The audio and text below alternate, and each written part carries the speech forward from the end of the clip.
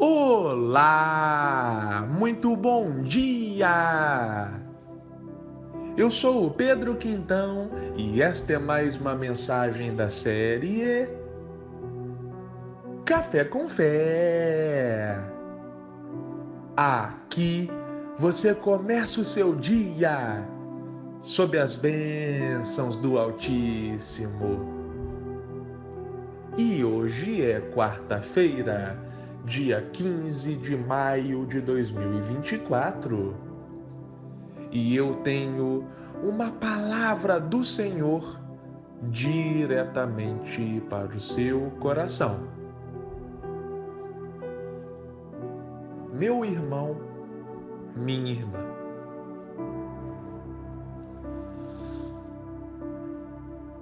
a realidade pode ser definida como? O que é a realidade? O que é real? Bom, em filmes como Matrix, um clássico do cinema, a realidade é tratada como uma mera ilusão. Na filosofia de Platão, por exemplo, segue nessa mesma linha de que talvez o que nós achamos que é a realidade última não é. E a Bíblia também traz essa abordagem de que talvez o que nós pensamos que é real, o que nós achamos que constitui a realidade, pode não ser muito bem assim, da forma que nós pensamos. Um exemplo claro disso é aquela passagem em que Eliseu está com um rapaz do seu lado em meio a uma guerra. E esse rapaz que está com Eliseu, o profeta Eliseu, sucessor de Elias, outro profeta, esse rapaz ele fala o seguinte: poxa, peraí, o exército inimigo é bem mais numeroso do que o nosso. A gente vai perder essa guerra. Então, essa observação foi feita com base naquela realidade.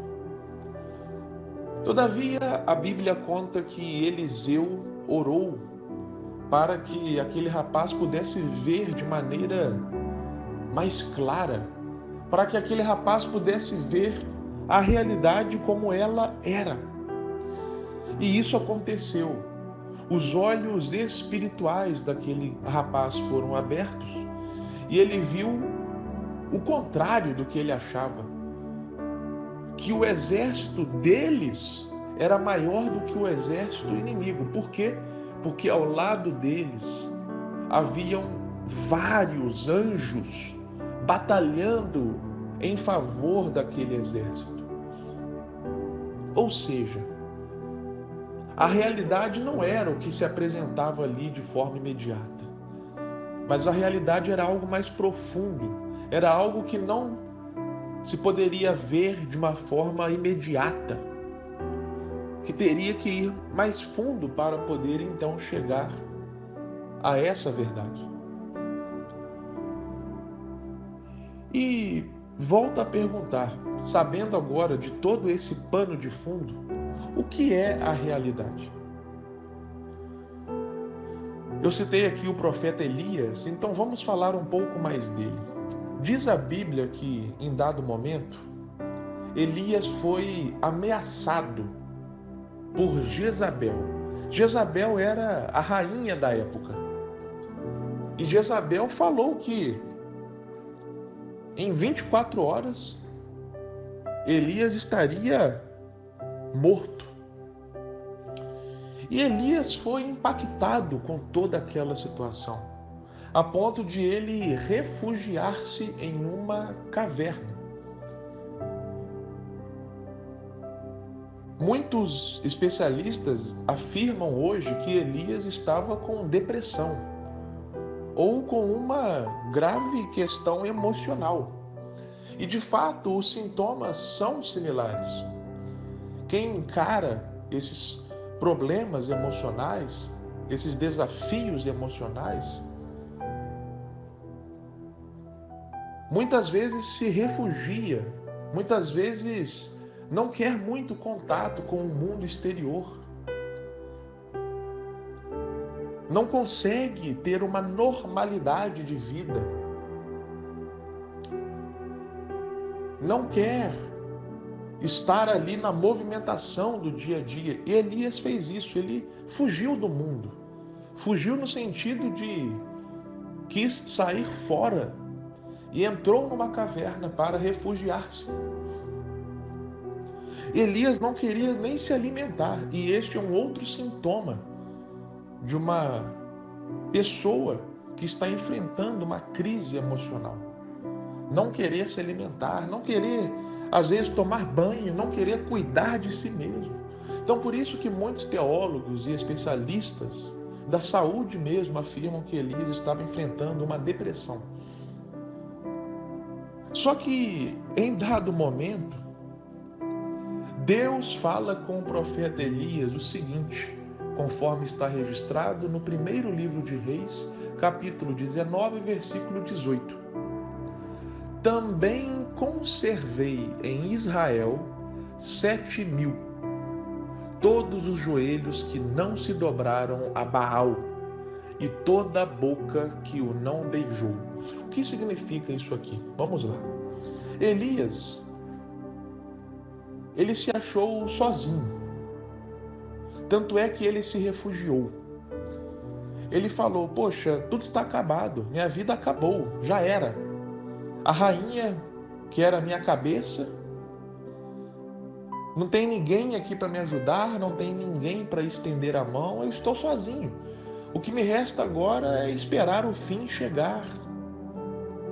Essa era a realidade conforme Elias estava vendo. Só que aí chega o Senhor e fala para o profeta o seguinte, ei Elias, você não está sozinho não, cara. Você não está sozinho. Tem 7.000 em Israel que estão junto contigo aí nessa peleja. Tem 7.000 nessa nação que estão nessa mesma pegada que você, que estão nessa mesma energia, que estão nesse mesmo propósito. Em outras palavras, como eu já disse, Elias, você não está sozinho. Aí, uma outra realidade se apresentou para o profeta. Ele achava que estava só. Ele achava que não tinha ninguém ao seu lado. Ele achava que a solidão era a sua melhor amiga. Essa era a sua realidade até então. Até que outra realidade lhe foi apresentada. O que isso tudo quer dizer, meu irmão e minha irmã? Será que você não está imaginando uma realidade diferente do que poderia ser? Será que você não está olhando por uma perspectiva, sendo que tem tantas outras que você poderia olhar? Um exemplo são os problemas da sua vida. Será que você não está olhando para os problemas de uma forma que você se sente inferior, de uma forma que você se sente derrotado?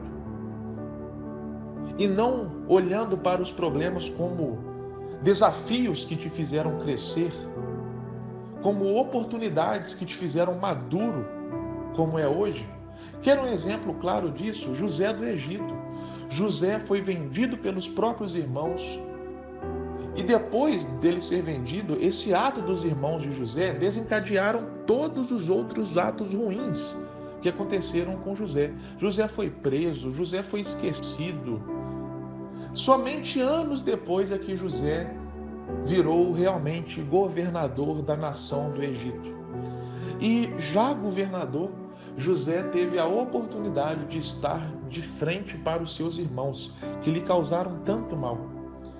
E sabe o que José falou para os irmãos? Ah, vocês vão me pagar agora. Vocês vão me pagar.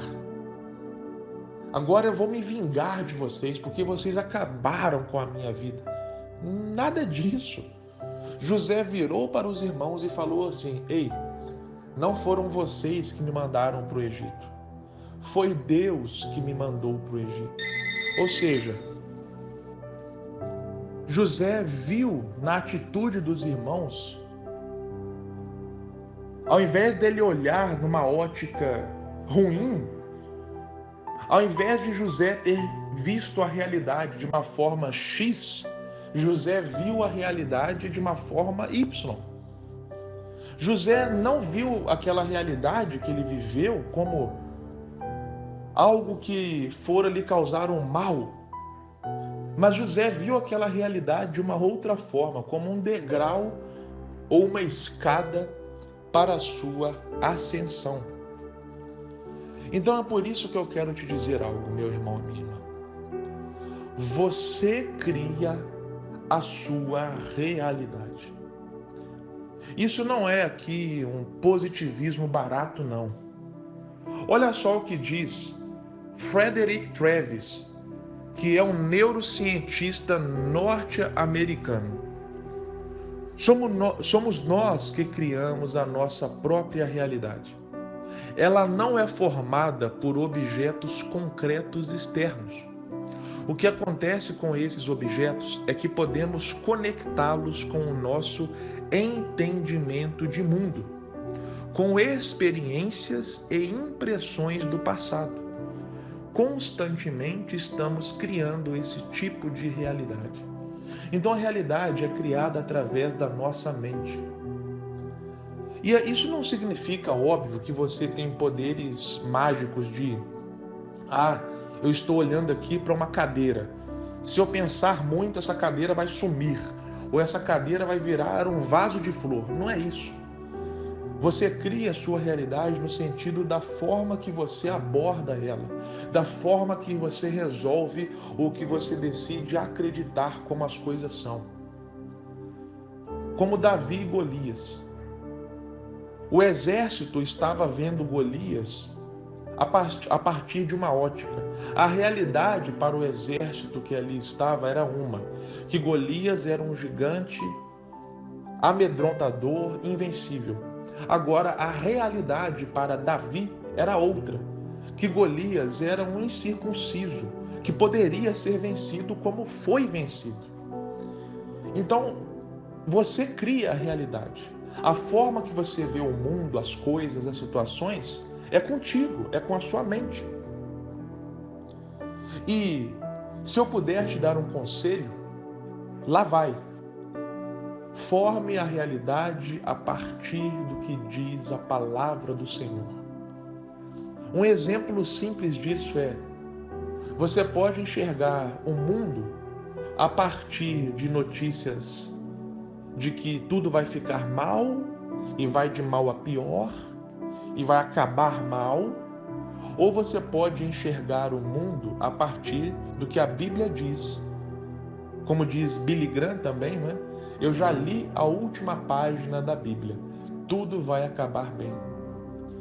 Então você escolhe a forma que você vê a realidade. Você cria a sua realidade. A bola está contigo. Então faça esse exercício. Talvez você está afundando em tristezas, em decepções, ou sem ânimo, ou se enxergando de forma inferior, porque você está criando uma realidade nesse sentido. Experimente trocar o sentido, experimente criar uma outra realidade, e você poderá observar outros resultados. Amém? Que Deus te abençoe grandiosamente e até a próxima.